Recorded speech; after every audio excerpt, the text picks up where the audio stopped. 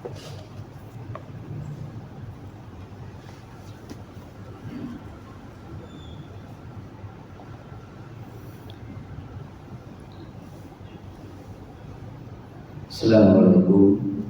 warahmatullahi wabarakatuh. Alhamdulillahirabbil alamin. Alhamdulillahi khalaqas samawati wal ardh wa ja'ala zulumati wan nur wa la ilaha illa huwa. Asyhadu an la ilaha illallah wa asyhadu anna Muhammadar Rasulullah. Allahumma shalli ala Muhammad wa ala ali Muhammad.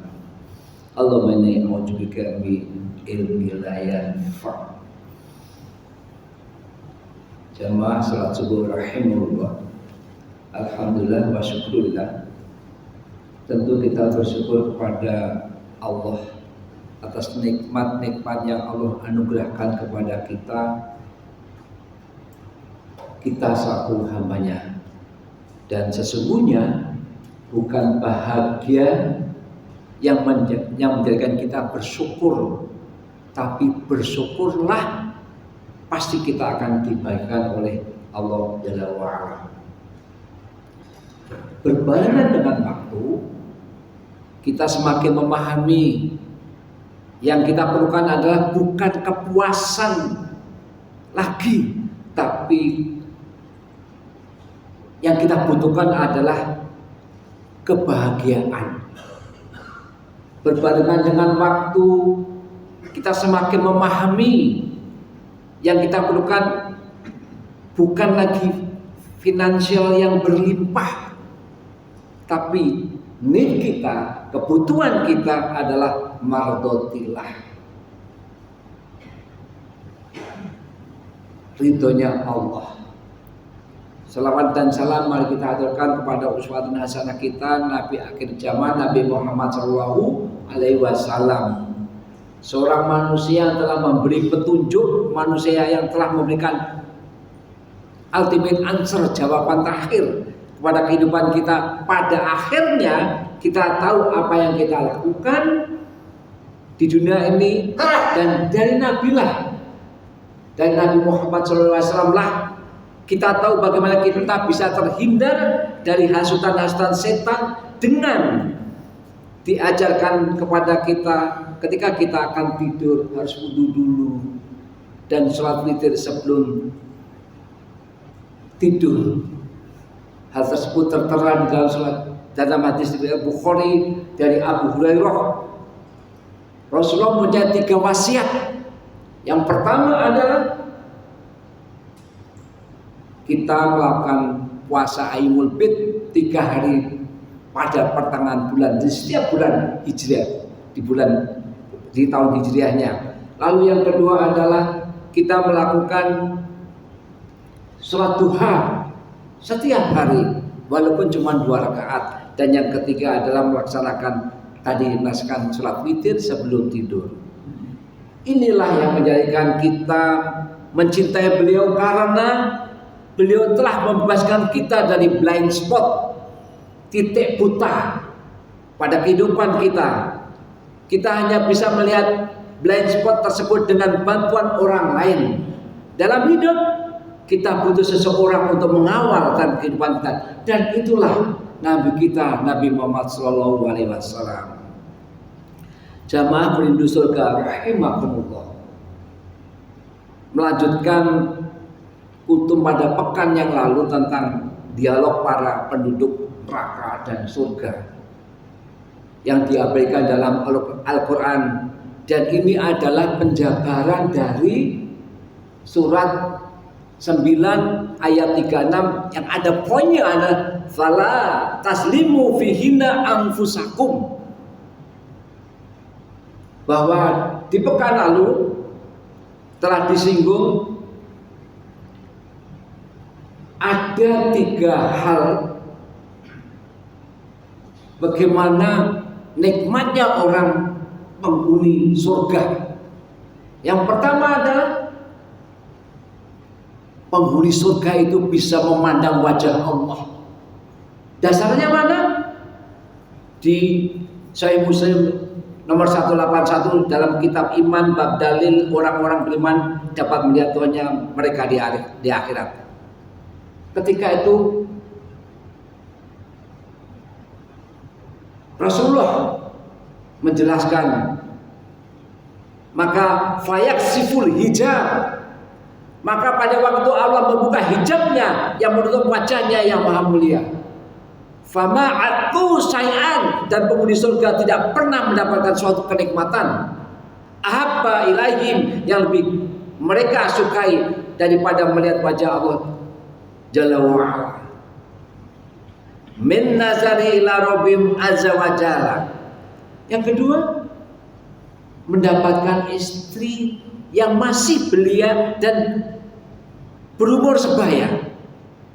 Artinya kalau saya usianya udah 65, istri saya mungkin lebih kurang seperti itu, tidak ada lagi.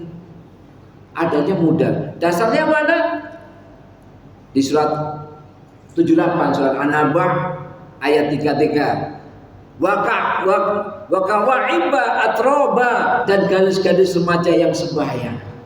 Dan yang ketiga, kita bisa dipertemukan lagi dengan istri kita, anak kita, orang tua kita, kakek nenek kita, bahkan dengan teman-teman sejawat kita. Insya Allah semua yang hadir di masjid ini pada pagi ini, insya Allah kita akan bertemu lagi kelak di surganya Allah. Allahumma amin. Hal itu tersebut tertuang di surat 52 surat At-Tur ayat 11. Waladina amanu, dan orang-orang yang beriman, watabadahum dzurriyyatuhum biimanin, dan yang anak cucu mereka mengikuti mereka dalam keimanan, alhaqna bihim dzurriyyatuhum, kami hubungkan anak cucu mereka dengan mereka. Bapak ketemu ibu, ketemu anak, ketemu cucu, ponakan, semuanya, tapi yang mereka beriman terus. Nah, lalu salah satu dialog, ada beberapa di surat 37 itu ada sampai kira-kira ada 9 ayat dialog antara orang penghuni surga, bahkan juga dengan penghuni neraka. Tapi kali ini masih mengikuti yang lalu di surat Al-A'raf surat 7 ayat 44, dialog percakapan di antara penduduk surga dan neraka.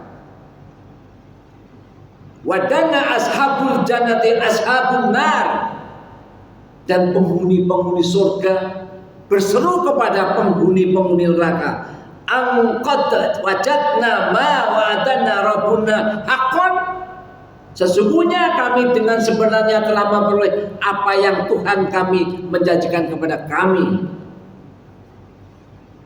Fahal wajadun ma wa'ada rabbukum haqqan, maka apakah kamu telah memperoleh dengan sebenarnya apa azab yang Tuhan kamu janjikan kepada kamu?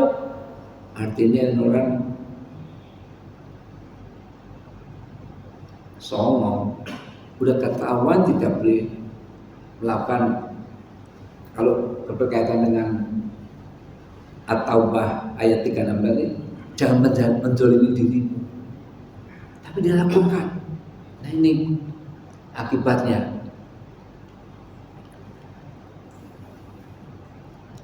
Kemudian penduduk neraka menjawab, qalu na'am, betul. Itulah dialog percakapan di antara penduduk surga dan neraka. Jamaah salat subuh rahimakumullah. Penegasan atau dialog percakapan di antara penduduk surga, salah satunya adalah kenikmatan juga adalah apa? Bisa ngobrol, bisa bercakap-cakap. Nah, para nabi, maksudnya kita dengan para nabi dan para rasul itu kita bisa ngobrol. Diceritakan dalam banyak riwayat. Bahkan mereka juga bercakap-cakap dengan keluarga mereka. Tadi seperti surat 52 ayat 21. Mereka juga bercakap-cakap dengan penduduk surga lainnya. Dasarnya inilah surat 37 surat As-Saffat dari ayat 50 sampai dengan 59. Ada dialog fa'aqbala ba'duhum 'ala ba'di, lalu sebagian mereka menghadap kepada sebagian yang lain. Artinya berhadapan-hadapan. Ngapain? Ya tasalun, bercakap-cakap, ngobrol. Pokoknya mereka bisa berbincang-bincang sesama keluarga, sesama teman. Ewanul iman rahimakumullah. Lalu mereka mengobrol. Berkatalah salah seorang di antara mereka seperti di dalam surat 37 As-Saffat ayat 51. Kalau tadi 50 sekarang 51. Berkatalah salah seorang di antara mereka, "Inni kana li qarin." Sesungguhnya aku dahulu mempunyai seorang teman ketika di dunia. Bukan sahabat, tapi teman. Kenal saja gitu. Dalam tafsir Ibnu Katsir bahwa Imam Ibnu Abbas itu bercerita orang-orang yang dimaksud penduduk surga ini ada teman-teman mereka, ada yang berbuat kesyirikan dan tidak beriman kepada Allah Jalla wa'ala. Maka si penduduk surga ini ingat ketika si musyrik dan tak beriman kepada Allah Taala ini berkata kepada, seperti di dalam surat 37 ayat 52 dan 53. Si orang penduduk surga ini ingat, dulu orang ini pernah berkata, maka dikatakan lagi, diomongin lagi. Dulu orang ini mengatakan begini, seperti surat 52. Yaqulu, berkata si kafir, a'innaka liminal musaddiqin, apakah kamu sungguh-sungguh termasuk orang yang membenarkan hari berbangkit? Gak percaya dia, si kafir ini. Lalu a'idza mitna wa kunna turabau wa idzaman, apakah bila kita telah mati dan kita telah menjadi tanah dari tulang belulang maka dibangkitkan lagi? Gak percaya dia. Maka salah satu penduduk surga mengajak temannya dan berkata, nah ini sesama teman. Ya kalau di sini misalnya saya ketemu dengan Pak Rahmat, lalu saya atau siapapun orang itu sesuai dengan surat 3754, hal maukah antum mutali'un, maukah kamu meninjau atau melihat temanku itu yang si kafir ini yang melakukan syirik dan segala macam? Maka sesama penduduk surga ini meninjau teman yang musyrik dan tidak beriman kepada Allah Taala, seperti penegasan Allah di surat 37 As-Saffat ayat 55. Fattala'a, maka ia meninjau, war'anhu, lalu dia melihat temannya, fi sawa'il jahim, di tengah neraka menyala-nyala.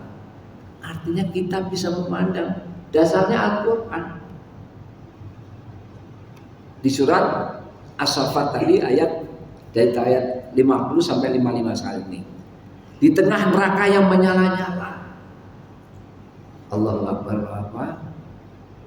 Kita di dunia saat ini ada teman kita yang merokok lalu tiba-tiba dinyonyok apa ya? Disundut. Nah, disundut itu aja kita terkejut, kesakitan, apalagi di fisawa'il jahim, di tengah neraka menyala-nyala. Allah Akbar.